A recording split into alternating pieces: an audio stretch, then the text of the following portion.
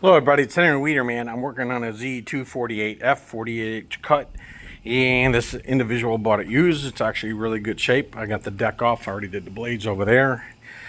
And over here, we're going to talk about oil change. So I'm going to change the oil on this. So I've already drained it. I'm going to put my pan under it because this thing can make a mess. I've already drained it here, and I had to put a hose clamp on because it didn't have one. That's a drain. And then I got my oil wrench to take the filter off right here. Now underneath it, on the filter, is a little tapered lip. And what I'm using is a cup that comes with the detergent for measuring. And I put that under it, and I put my pan under it so I don't get all over the ground. And I put my pan under it as best I can. That way if any drips down, it drips down on the hydrocat and then goes down. Now, oil filter wrench, you can use different styles. It's hard to get in there. I like this one. It's got a little swivel head on it, and it can help you get in there and articulate it, and it's not that easy. It's a pain, and I'm gonna say the word ass. It's a pain in the ass. So you got to go counterclockwise to come off, right? Counterclockwise. So you got to get the grip to go on there like that. So when I come down and grip, it's going to grip it.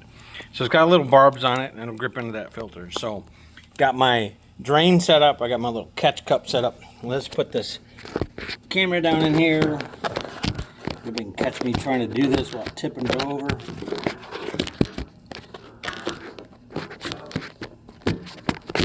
Sorry. I know people are going to go, oh, your video sucks. So you're going too fast. You're saying too much. Whatever. All right, so hopefully we can record that, and I'm going to go ahead and get my wrench and use it. I love this. This is the only one, and mostly the one I use for all my frickin' lawnmower needs. Got to work it up in there. And it should be hand tight, but lo and behold, somebody might not have done it hand tight. And that's what's on there. It's pretty tight. I've had to use a screwdriver. There, I got it. That one's been on there so long you can hear the gasket. And I've had the gasket stay on the body because it's just been fused. So this cup will catch majority of my oil that comes out of this, because of course there's oil in the filter. And it'll come down on that drain lip. And I hope you can see it. And it looks like you can. And then go into my cup. And if I got to pull it out, I can pull it out without spilling it. And it shouldn't fill it up. Usually I get about no more than half. And I'll let it sit here for a few minutes and just let it drip. Get the majority of it, because once you pull that filter back, you got to tilt it up so you don't keep draining it. And it's got quite a bit of oil on these little filters, more than you think you do. And I pre-fill my filters, so look at that. I got it out without making a big mess. And then you can see the drain lip and what I'm talking about. Move it over just a little bit. Now, I got the new filter ready, and I'll go ahead and what I do is I fill it up one time, and I'll let it soak down into the filter and get it pre-filtered. And the O-ring, you got to make sure the O-ring on the filter comes out, which it did. But I'll pre-fill my filters, and I'll take a rag and wipe this out because it can't get to it once you get the filter in there.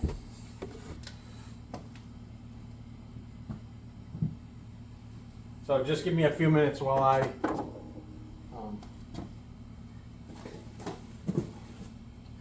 got the other filter right here. I keep talking, some people get impatient.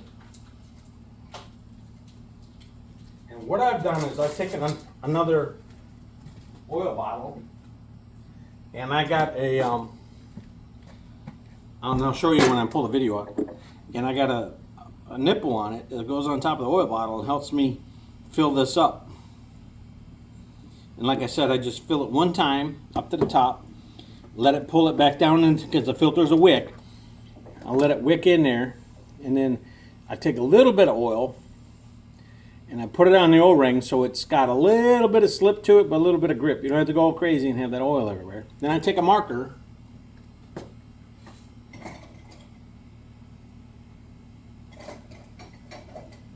my preference, I take a marker and I'm going to write today's date on it, a month, and then I put the day. And I do that so if it comes back to me or the customer forgets, which they do, then at least on the, and I like the white filters, at least on the filter, it has the month and the day and the year,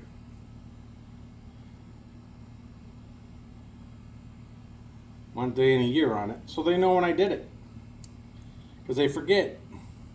I got records, I don't forget. I got the name, serial number, and their equipment. All right, so now I pre-filled the filter, and I got my rag. I'm gonna get down in there. I use these blue shop ones.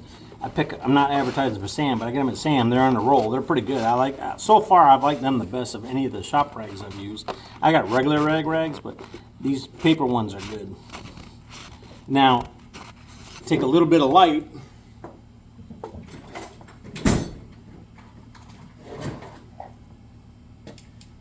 A little light. Check that gasket, make sure it ain't nicked or a piece of it stuck on it.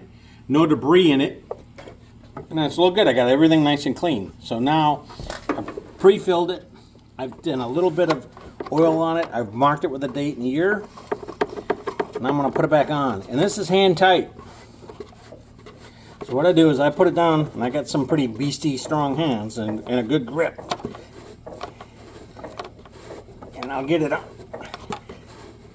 Hand tight, right? And oddly enough, the date is right up where you can see it, which is nice. That's why I put it on both sides of it, opposite of each other. And it's hand tight. Now I know I got my oil. I'm not going to make a mess. I'll take my cup out.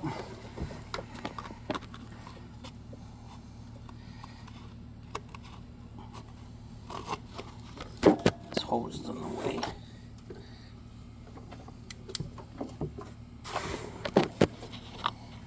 Camera. Take my cup out. I'm trying to make a big mess with my oil, which I did. No mess. My cup worked, as always. I'll grab my camera. Video tape in here. Come on out. Got the oil out. Got the filter on. No mess, no fuss. Got my pan. No mess, no fuss. Now, I got my oil pan, drain pan over here set up.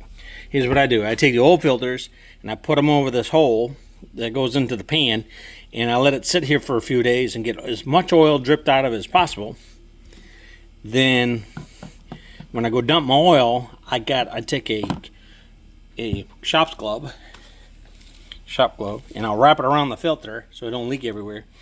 And I'll bag that, and when I go dump my oil, I take it with me and I dispose it at the auto parts store. And okay, so now with the oil, all I gotta do is fill it up to the spec. If you need to know how much is in the motor, look it up. This one's probably 1.5 quarts to 2. I haven't checked on it in a while, but fill it up to the right mark, and then run it a few seconds, turn it off, run it for a few seconds, let that pump put some oil in through the filter and in through the body, and then you can let it run, and then top it off and make sure you got the right level of oil in it. And that's pretty simple. That's what I do. All right, Henry the Weeder Man out. And we were discussing an oil change on a Kawasaki FR651V, in case you wanted to know. But simplistic, this is what I do with most of my engines. All right, have a good day.